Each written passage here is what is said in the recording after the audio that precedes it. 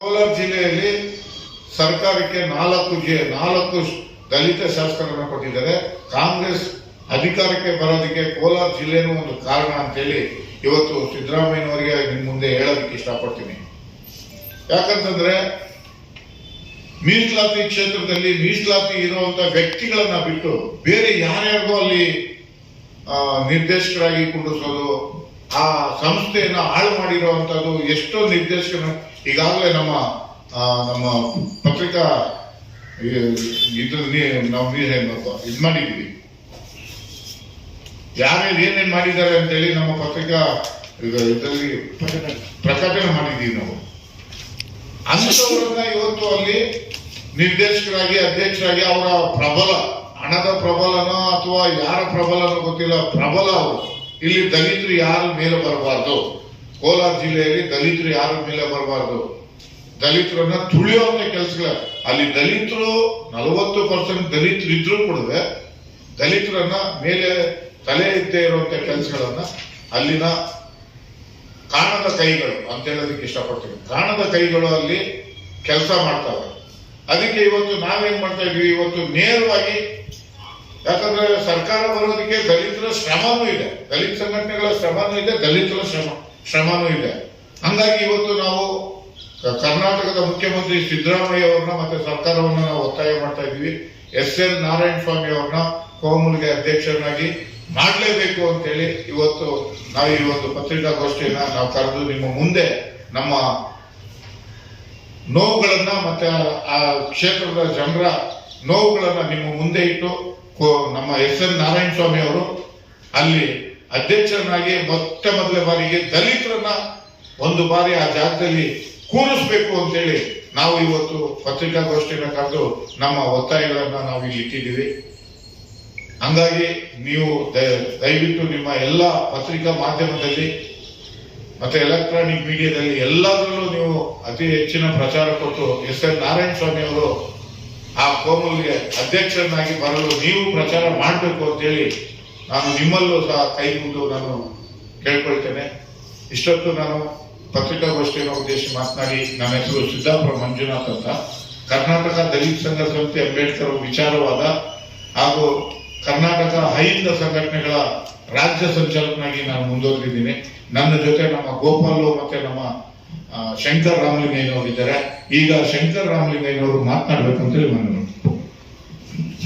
ಆತ್ಮೀಯ ಮಾಧ್ಯಮ ಮಿತ್ರರೇ, ಇವತ್ತಿನ ದಿನ ನಾವು ಪತ್ರಿಕಾ ಭವನದಲ್ಲಿ ಪತ್ರಿಕಾಗೋಷ್ಠಿ ಕರೆದಂತಹ ಉದ್ದೇಶ ಈಗಾಗಲೇ ಸಹೋದರರಂತಹ ಸಿದ್ದಾಪುರ ಮಂಜುರವರು ತಮಗೆ ಮಾಹಿತಿ ನೀಡಿದ್ದಾರೆ. ಸೊ ಇದೇ ವಿಚಾರಕ್ಕೆ ಸಂಬಂಧಪಟ್ಟ ಹಾಗೆ ನಾನು ಕೆಲವು ಮಾಹಿತಿಗಳು ತಮ್ಮ ಮುಂದೆ ಹಂಚಿಕೊಳ್ಳೋಕೆ ನಾನು ಇಷ್ಟಪಡ್ತೇನೆ. ಸೊ ಪ್ರಥಮ ಬಾರಿಗೆ ಕೋಲಾರ ಜಿಲ್ಲೆಯಲ್ಲಿ ಒಬ್ಬ ದಲಿತ ಶಾಸಕರಾಗಿ ಈ ಒಂದು ವಿಜಯೋತ್ಸವ ಮಾಡಿಯೋದು ಇತಿಹಾಸದಲ್ಲಿ ಮೊಟ್ಟ ಮೊದಲ ಬಾರಿ.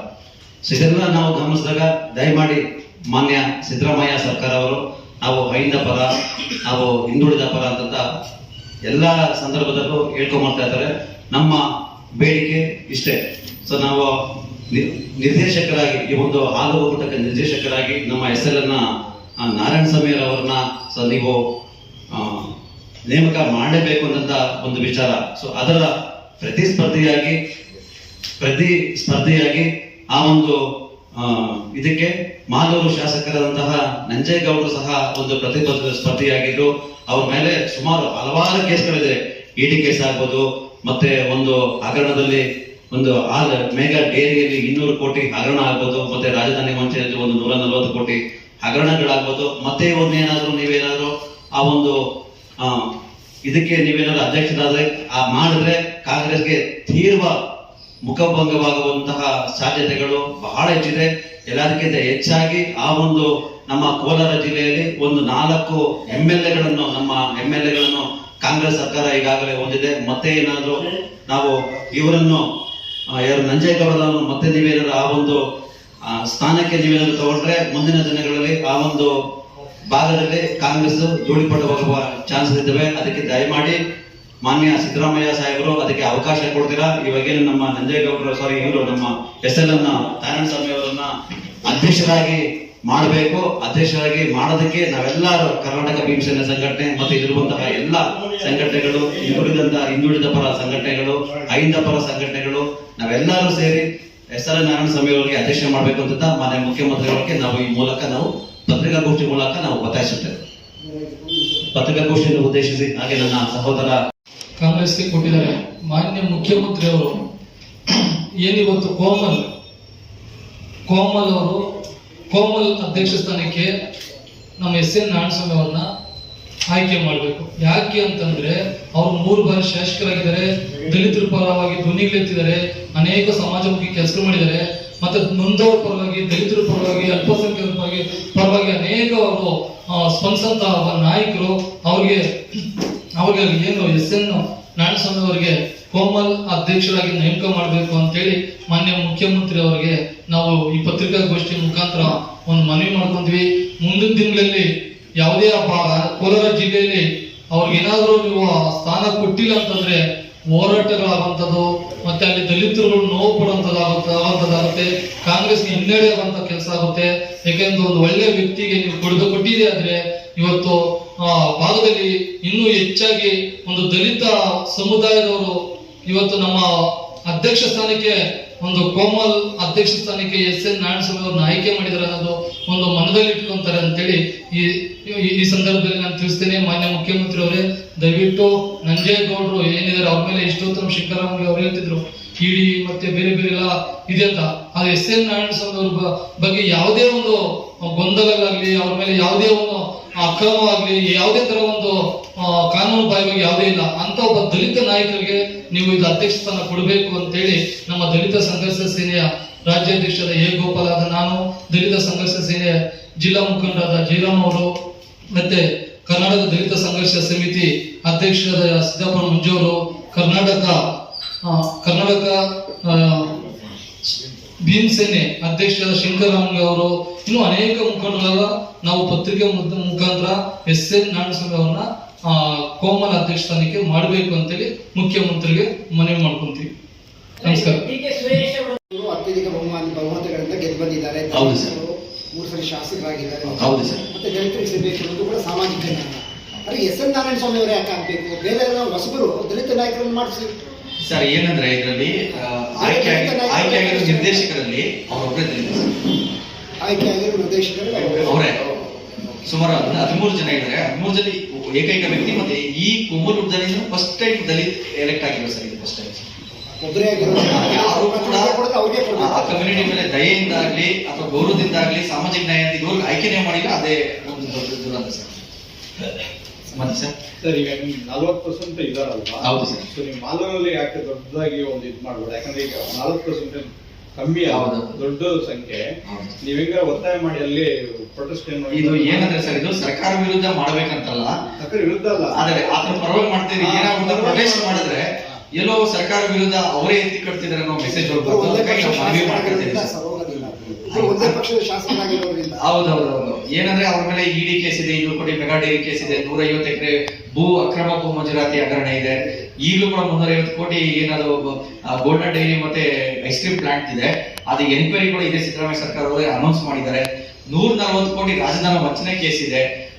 ಇನ್ನೂ ತುಂಬಾ ಕ್ರಿಮಿನಲ್ ಕೇಸಸ್ ಇರೋದ್ರಿಂದ ಅಂತವ್ರು ಈಗಾಗಲೇ 2 ಸರಿ ಆಗಿದ್ದಾರೆ. ಅವರು ಈಗ ನೇಮಕ ಒಂದು ಕಮ್ಯುನಿಟಿಗೆ ಸಮಾನ ಹಕ್ಕುಗಳು ಕೊಟ್ಟಿದ್ವಿ, ಮತ್ತೆ ಅಹಿಂದ ಸಿದ್ಧಾಂತದ ಮೇಲೆ ಇರೋದ್ರಿಂದ ಸರ್ಕಾರ ಅವ್ರಿಗೆ ಅವಕಾಶಗಳು ಕೊಡ್ಲಿ ಅಂತ ಮನವಿ ಮಾಡ್ಕೊಂತಾರೆ. ಅಲ್ಲ, ಇವರು ಈಗ ನಿಮ್ಮ ನಿರ್ದೇಶಕರು ಸೇರಿ ಅವ್ರನ್ನ ಯಾಕೆ ಅವಾಗ ಸರ್ಕಾರ ದಬ್ಬಾವಣೆ ಮಾಡೋದು ಬರೋದೇ ಇಲ್ವಲ್ಲ? ಹೌದು ಸರ್. ಇದೇನಂದ್ರೆ 9 ಜನ, ಇದು ಒಟ್ಟು 13ರಲ್ಲಿ 9 ಜನ ಸರ್ಕಾರ ಕಾಂಗ್ರೆಸ್ ಬೆಂಬಲಿತ ಅಭ್ಯರ್ಥಿಗೆ ಗೆದ್ದುಕೊಂಡಿದ್ದಾರೆ. ಇನ್ನು 3 ಜನ ಸರ್ಕಾರನೇ ನಾಮಿನೇಟ್ ಮಾಡ್ತಾರೆ. ಇದು ಕಾಂಗ್ರೆಸ್ ಸರ್ಕಾರ ಯಾರು ಅಭ್ಯರ್ಥಿ ಅಂತ ಹೇಳಿದ್ರೆ ಅವ್ರ ಪರವಾಗಿ ವೋಟ್ ಹಾಕೋದ್ರಿಂದ ಸರ್ಕಾರನೇ ಅಭ್ಯರ್ಥಿ ಇವರು ಅಂತ ಸೂಚಿಸಿದ್ರೆ ಯಾವುದೇ ಗೊಂದಲಗಳಿಲ್ಲದೆ ಅಭ್ಯರ್ಥಿ ಆಯ್ಕೆ ಆಗ್ತಾರೆ. ಅಭ್ಯರ್ಥಿಯನ್ನ ಸೂಚಿಸಬೇಕು ಸರ್. ನೀವೇ ಮಾಡಿ, ಯಾವ ಗೊಂದಲ ಇರಲ್ಲ, ಗಲಾಟೆ ಇರಲ್ಲ, ಆರಾಮಾಗಿ ಸರ್ ಆಗುತ್ತೆ ಸರ್, ಯಾವ ಗೊಂದಲ ಇಲ್ಲ. ಹೌದು ಸರ್. ಸರ್, ಈಗಾಗಲೇ ಸರ್ಕಾರ ಯಾರ ಹೆಸರು ಪ್ರಪೋಸಲ್ ಮಾಡಿಲ್ಲ, ಇನ್ನೂ ಮಾಡಿಲ್ಲ, ಸಂಜೇಗೌಡರ ಹೆಸರು ಮಾಡಿಲ್ಲ. ಇಲ್ಲ ಸರ್, ಇಲ್ಲ. ಅವ್ರ ಮೇಲೆ ಆರೋಪ ಇದೆ, ಬೇಡ ಒಳ್ಳೇದಾಗ್ಲಿ ಅನ್ನೋದು ನಮ್ಮೆಲ್ಲ. ನೀವು ಸರ್ಕಾರಕ್ಕೆ ಏನಾದ್ರು ಪ್ರಪೋಸಲ್ ಕೊಟ್ಟಿದ್ದೀರಾ? ಹೌದು ಸರ್. ಈಗಾಗಲೇ ಎಲ್ಲಾ ಕಾಂಗ್ರೆಸ್ನ ಹಿರಿಯ ನಾಯಕರನ್ನ ಮಾತಾಡಿಸಿ ಅವ್ರಿಗೆ ಸಂಬಂಧಪಟ್ಟ ಹತ್ರ ಮಾತಾಡಿದ್ವಿ, ವಸ್ತುಸ್ಥಿತಿಯನ್ನ ಅರ್ಥ ಮಾಡಿಸಿದೀವಿ. ಈ ರಾಜ್ಯದಲ್ಲಿ ಇದೊಂದು ಅವಕಾಶ ಸಿಕ್ಕಿದೆ ನಿಮ್ಗೆ ಮಾಡ್ಕೊಳಕ್ಕೆ.